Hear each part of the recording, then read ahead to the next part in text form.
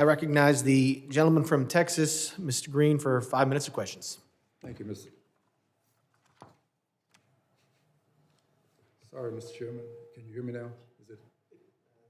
The microphone right there. Well, will you give me a moment to get a bit closer, please? Thank you, Mr. Chairman, and I say it sincerely. I believe this is a most valuable hearing, and I'm honored that the ranking member would be here with us to accommodate us, as is the case with you. Mr. Lyons, is it true that you have a criminal justice degree, a bachelor's degree in criminal justice? Yes, sir, it is. Is it also true that you have a master's degree in criminal justice leadership? Yes, I do. And would you, as a professional with 2 degrees in criminal justice, indicate to us that if an officer commits murder, that officer should be prosecuted? Sir, any law enforcement misconduct needs to be investigated and prosecuted. Investigated and prosecuted. And have you seen the widely published video of the killing of Mr. Alex Pretti? Yes, sir. And sir, my assumption is that if I ask you whether this was an injustice, you would say you cannot comment because of an ongoing investigation. Is that a fair statement? Yes, sir. And what is the rationale for not responding to an ongoing investigation? Sir, I don't want to impede or prejudice the investigation. No, not this one. Oh. Any, as in your profession now, but any investigation. What's the rationale? Not this one, any. Same for any investigation, sir. I don't want to. You would not want to. I don't want to bias or put my finger on the scale of any investigation. You not. What's the rationale for your not testifying about it? Is my question.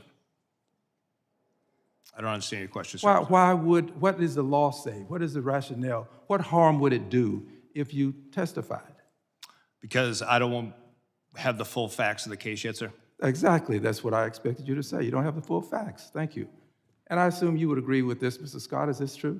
Yes, sir. And Mr. Edlow, you would agree? I assume so. I'm not a professional in law enforcement. Well, but you're a attorney. professional person with a degree of intellect such that you can comment on whether or not. Well, I certainly would not comment on anything. Not a specific case. We're talking about now any case.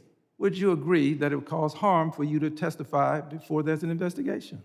Certainly without having all the facts. All right, surely you would agree. Which brings us to Secretary Gnome.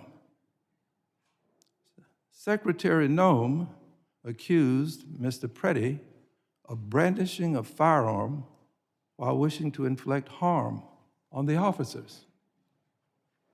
Secretary Gnome, same rules that apply to you apply to Secretary Gnome. Accused this gentleman, Mr. Pretti, of brandishing a firearm.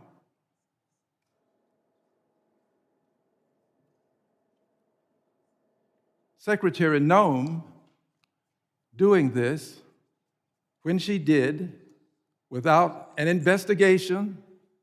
We have to agree that there's not been an investigation. I don't think I have to ask you that. Not a complete investigation that we know of anyway. She did it right afterwards. Having done this, she is violating this very basic principle that you have called to our attention today.